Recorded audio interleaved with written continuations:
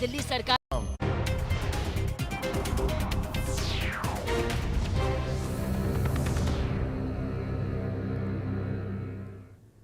हिमाचल प्रदेश के कुल्लू जिले के मनाली समेत दूसरे पर्यटन स्थल सैलानियों से पैक हो गए हैं। हिमाचल प्रदेश की पसंदीदा टूरिस्ट डेस्टिनेशन मनाली शहर में शुक्रवार को सीजन की पहली बर्फबारी हुई थी, जिसके बाद से हर तरफ बर्फ की चादर बिछी हुई दिखी। क्रिसमस से पहले ही मनाली में पर्यटकों की भीड़ उमड़नी शुरू हो गई है।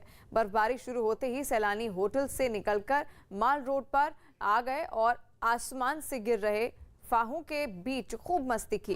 बर्फबारी ने सैलानियों की मन की मुराद पूरी कर दी। वहीं बर्फबारी से सड़कों पर बर्फ जम गई है, इसलिए मनाली प्रशासन के लोगों ने संभल कर गाड़ी चलाने की अपील की है। तस्वीरें आप देख रहे हैं, हिमाचल प्रदेश के मनाली की ये तस्वीरें हैं। पहाड़ों पर जमकर बर्फबारी हो रही है और कुछ ऐसा ही नज़ारा मनाली में भी देखने को मिल रहा है। मनाली से चमोली तक हर तरफ बर्फ की चादर से ढकी हुई है पूरी की पूरी मनाली, और खास तौर पर जो सैलानी और पर्यटक हैं उनमें एक खुशी की लहर है।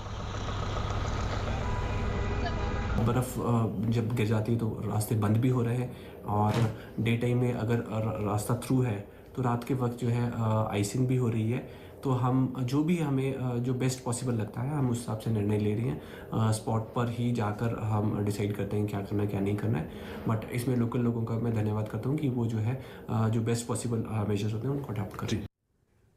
और उत्तराखंड में ठंड हाड़ कपाने लगी है। उत्तराखंड के चमोली में ठंड का प्रकोप जारी है। तस्वीरें उत्तराखंड के चमोली की आपको दिखाते हैं, जहां पहाड़ों पर लगातार बर्फ जम रही है। कड़ाके की ठंड की वजह से पेड़ों की पत्तियों पर ओस की बूंदें जम गई हैं। उत्तरकाशी में बरानी से गंगोत्री तक कई स्थानों पर झरने और नाले जम गए हैं। देहरादून और हरिद्वार जैसे मैदानी इलाकों में भी पारा लुढ़क गया है। यहां से लोग भी ठंड से परेशान हैं। और पहाड़ों से उत्तरी ठंड ने उत्तरी पश्चिम भारत के मैदानी इलाकों में गलन वाली सर्दी बढ़ा दी है। इस कड़ी में पंजाब, हरियाणा, चंडीगढ़, दिल्ली, उत्तर प्रदेश, राजस्थान और मध्य प्रदेश तक लोग कांपने को मजबूर हो गए हैं। राजस्थान में ठंड किस कदर है, इसका अंदाजा इसी बात से लगाया जा सकता है कि फसलों पर बर्फ जम गई है और इससे किसानों को काफी नुकसान हुआ है। राजस्थान में आने वाले दिनों में और कड़ाके की ठंड पड़ने के आसार हैं। मौसम विभाग का अनुमान है कि पारा लुढ़कने का सिलसिला अभी भी जारी रहेगा। इस कड़ाके की ठंड को देखते हुए राजस्थान के कुछ जिलों में प्रशासन को अलर्ट कर दिया गया है, ताकि बेसहारा और गरीब लोगों को ठंड के सितम से बचाया जा सके।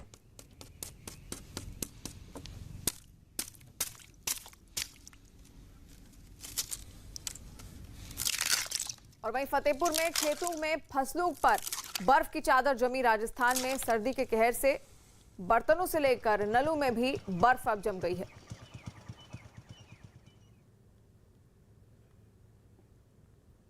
और पहाड़ों से आने वाली बर्फीली हवा ने दिल्ली एनसीआर की ठिठुरन भी अब बढ़ा दी है, और इस वजह से रविवार सुबह दिल्ली में इस सीजन का सबसे न्यूनतम तापमान दर्ज किया गया। मौसम विभाग ने बताया कि दिल्ली के लोधी रोड पर न्यूनतम तापमान 3.6 डिग्री, जबकि पालम में रहा 5.8 डिग्री सेल्सियस दर्ज किया गया। दिल्ली एनसीआर शीतलहर की चपेट में है। कड़ाके की ठंड की वजह से ठिठुरन बढ़ गई है। मौसम विभाग ने अगले 24 घंटे में ठंड और बढ़ने का अनुमान जताया है। कड़ाके की सर्दी को देखते हुए मौसम विभाग ने सोमवार के लिए येलो अलर्ट जारी कर दिया है। So the chances is that from 21 night, the temperature, the minimum temperature will start rising. Okay. So next 2 days we have given the orange color alert for Rajasthan, Punjab and Haryana also. And temperature for Delhi also will rise from 21st night. Ladakh में कड़ाके की ठंड हो रही है। ये क्षेत्र भारत के सबसे ठंडे इलाके में से एक है। यहाँ इन दिनों औसत तापमान -17 डिग्री सेल्सियस रिकॉर्ड किया गया है। ठंड से सार्वजनिक पोस्ट के पानी के पाइप को गर्म करना पड़ता है, जबकि कई जगह पर टैंकर से पानी की सप्लाई हो रही है। नदी के किनारे जमने लगे हैं। आइस स्केटिंग खेल के शौकीन नजर आने लगे हैं, जो लद्दाख का प्रमुख खेल बन गया है, जो करीब करीब पूरे लद्दाख में खेला जाता है। हालांकि किसान सर्दी की पहली बर्फबारी का बेसब्री से इंतजार कर रहे हैं।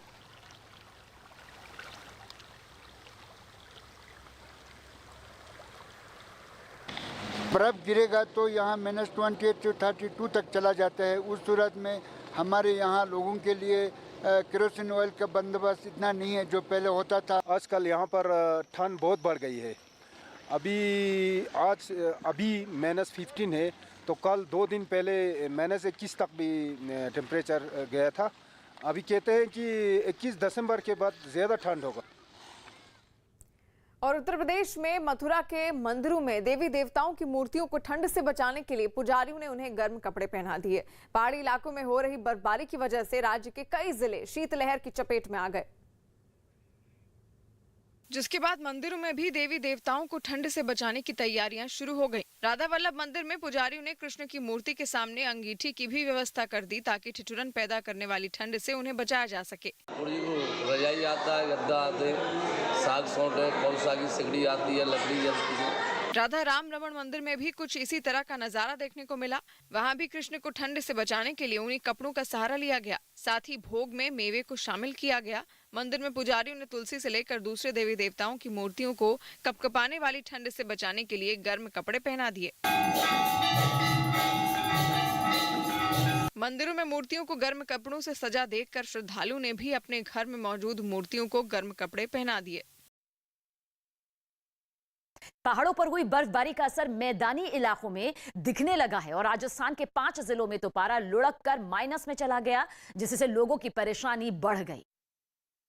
और इस कड़ाके की ठंड से बचने के लिए लोगों को अलाव का सहारा लेना पड़ा। चुरू जिले में तापमान -2.6 डिग्री रिकॉर्ड किया गया, जिसकी वजह से पेड़ पौधों पर जमी ओस की बूंदें बर्फ में तब्दील हो गईं। सुबह सुबह जो लोग अपने घरों से जरूरी काम के लिए निकले, उन्हें कड़ाके की ठंड के साथ साथ घने कोहरे का भी सामना करना पड़ा। लोगों की हालत खराब हो रही है। हाड़ कपकपाने वाली सर्दी चुरू में निरंतर अपनी गति में है। कुछ ऐसी ही तस्वीरें अलवर से भी सामने आईं। वहां लगातार दूसरे दिन भी कड़ाके की ठंड ने लोगों को ठिठुरने पर मजबूर कर दिया। खेत खलियान और पेड़ पौधों पर बर्फ की मोटी परत जम गई। वहां के किसानों ने बताया कि इस ठंड की वजह से प्याज और सरसों की फसल को नुकसान हो रहा है। प्याज में भी नुकसान है। अभी तो प्याज की फसल भी जो है वो खड़ी है और सरसों में ज्यादा नुकसान है। कमोवेश कुछ ऐसी ही हालत सीकर के फतेहपुर इलाके में भी देखने को मिली। वहां तापमान -5.2 डिग्री दर्ज किया गया, जिसकी वजह से बर्तनों में रखा पानी तक जम गया। और दक्षिण कोरिया की राजधानी सोल में हुई बर्फबारी ने वहां के लोगों की मुसीबत बढ़ा दी है। 2 दिन पहले बर्फ गिरने से वहां का तापमान -11 डिग्री सेल्सियस तक लुढ़क गया, जिससे वहां ठंड बढ़ गई। साथ ही बर्फबारी के बाद वहां कुछ इस तरह के हालात बन गए कि जहां तक नजर गई वहां तक सिर्फ बर्फ ही बर्फ नजर आई। रुई की तरह आसमान से बर्फ गिरती रही, जिसने सड़कों पर निकले लोगों की रफ्तार को धीमा कर दिया। चलते चलते गाड़ियों की छतों पर बर्फ की चादर जम गई। लगातार बर्फबारी होने से सड़कों पर भी बर्फ जम गई, जिसे हटाने का काम शुरू कर दिया गया। वहां से जो तस्वीरें सामने आई, उनमें कुछ लोग बर्फ से बचने के लिए बस स्टैंड पर खड़े दिखे, जबकि कुछ ने बीच रास्ते में रुकने से बेहतर छाते से सिर को ढककर चलते रहना समझा। मौसम का ये मिजाज उत्तर कोरिया की राजधानी प्यांगयांग में देखने को मिला। वहां भी बर्फबारी से सड़कों पर बर्फ की मोटी चादर बिछ गई, जिसे हटाने के काम में लोग जगह जगह जुटते हुए नजर आए। न केवल सड़कें बल्कि वहां लोगों के घर, सरकारी इमारतों और पेड़ों के पत्ते भी बर्फ से ढक गए। और राज्यसभा से निलंबित सांसदों से जुड़ी बड़ी खबर सामने आ रही है। सरकार ने राज्यसभा में चल रहे गतिरोध को खत्म करने के लिए आज सुबह 10 बजे विपक्ष के 4 दलों के सांसदों को बैठक के लिए बुलाया है। हालांकि विपक्ष सभी दलों की बैठक की मांग पर अड़ा है, जिसकी वजह से बैठक में विपक्ष के जाने की संभावना नहीं दिख रही है। राज्यसभा में विपक्ष के नेता मल्लिकार्जुन खड़गे ने सभी विपक्षी दलों के नेताओं को आमंत्रित करने के बजाय केवल 4 दलों के नेताओं को आमंत्रित करने को अनुचित और दुर्भाग्यपूर्ण व्यवहार बताया। राज्यसभा से विपक्ष के 12 सांसद निलंबित हैं। संसद में शीतकालीन सत्र के पहले दिन राज्यसभा से विपक्ष के 12 सांसदों को निलंबित कर दिया गया था। सांसदों के निलंबन को रद्द करने की मांग को लेकर पिछले हफ्ते विपक्षी दलों के नेताओं ने मार्च निकाला था।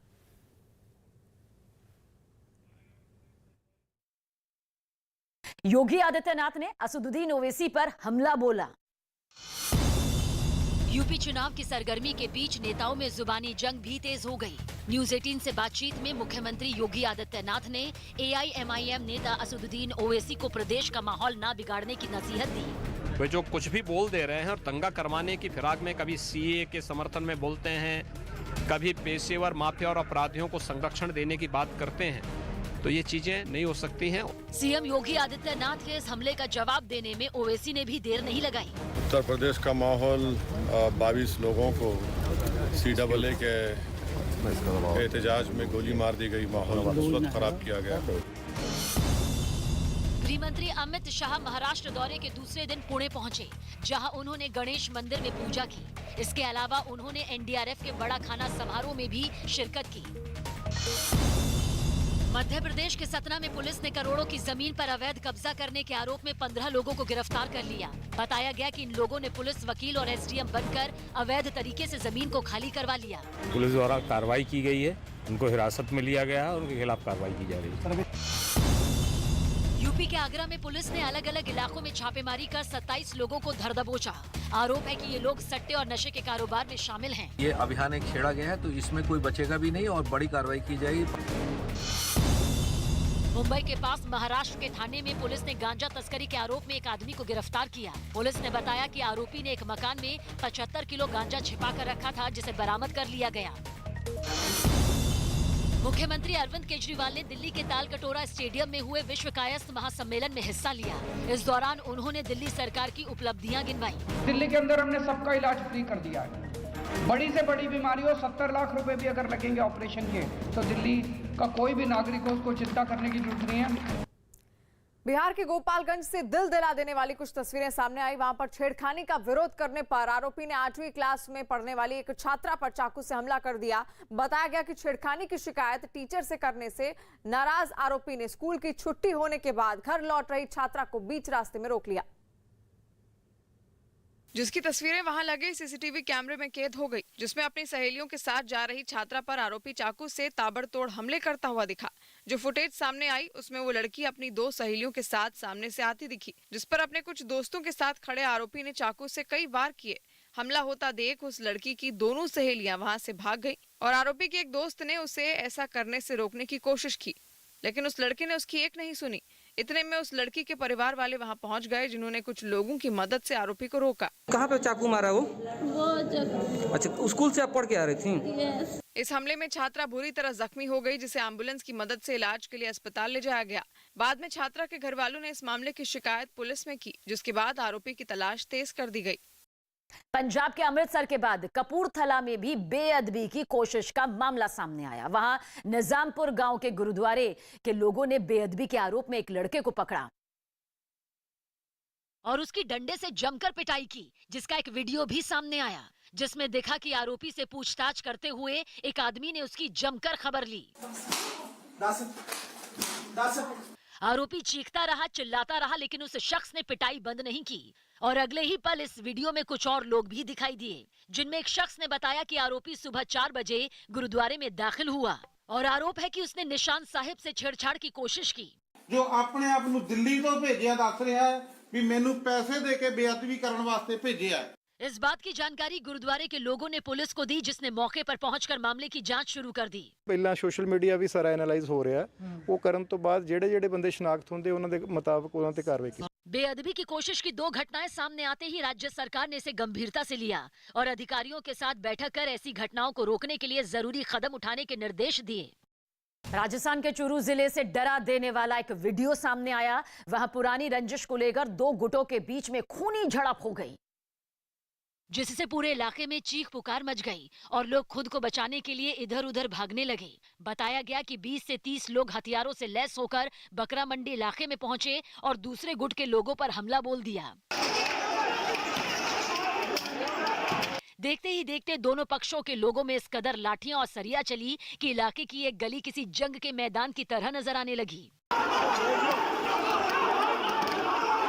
मारपीट की आवाज सुनकर लोग अपने मकानों से बाहर निकल गए, लेकिन किसी की भी हिम्मत इस झगड़े को शांत कराने की नहीं हुई।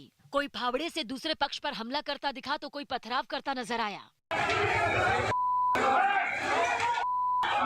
मारपीट की जानकारी मिलते ही पुलिस मौके पर पहुंची और उसने बड़ी मुश्किल से हालात पर काबू पाया। बिल्कुल स्थिति नियंत्रण में है, गश्त कर रहे हैं, पूर्णतः शांति है, लोग अपने घरों में हैं।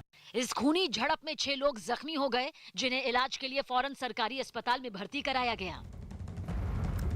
और इस वक्त की बड़ी खबर आपको बता दें जो गुजरात से सामने आ रही है। कोस्ट गार्ड और गुजरात एटीएस ने बड़ा ऑपरेशन चलाते हुए करीब 77 किलो ड्रग्स पकड़े हैं। बाजार में इसकी 400 करोड़ कीमत बताई जा रही है। पाकिस्तान की बोट अल हुसैनी से ये ड्रग्स लाए जा रहे थे। इस मामले में 6 पाकिस्तानी भी पकड़े गए हैं। इस वक्त की बड़ी खबर आप देख रहे हैं। गुजरात में 400 करोड़ की ड्रग्स बरामद की गई है। गुजरात एटीएस ने ये बड़ा ऑपरेशन चलाया है कोस्ट गार्ड के साथ साथ। जनक इस वक्त हमारे साथ फोन लाइन पर जुड़ गए हैं। जनक, और क्या जानकारी मिल पा रही है? देखिए, गुजरात एटीएस और कोस्ट गार्ड का ये संयुक्त ऑपरेशन था और कोस्ट गार्ड की टीम लगातार 2 दिन से गश्त लगा रही थी, क्योंकि अंतर्राष्ट्रीय जो वाटर्स होते हैं उसके अंदर, भारतीय सीमा के अंदर ये बोट आने की स्पेसिफिक इनपुट था कोस्ट गार्ड और गुजरात एटीएस को। और उसके बाद अल हुसैनी नाम की इस बोट जो संदिग्ध थी उसको जब ट्रैक किया गया तब उसमें से तकरीबन 77 किलो जिसकी हेरोइन पकड़ा गया। इसकी अंतर्राष्ट्रीय कीमत 400 करोड़ के आसपास होती है।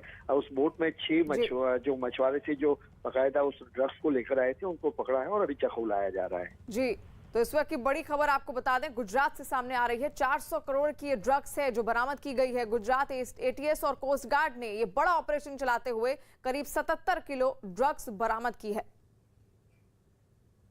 और इजराइल के रानाना से हैरान करने वाली कुछ तस्वीरें सामने आई। वहां पर वैक्सीनेशन अभियान के विरोध में सड़क पर उतरे प्रदर्शनकारियों की पुलिस से झड़प हो गई।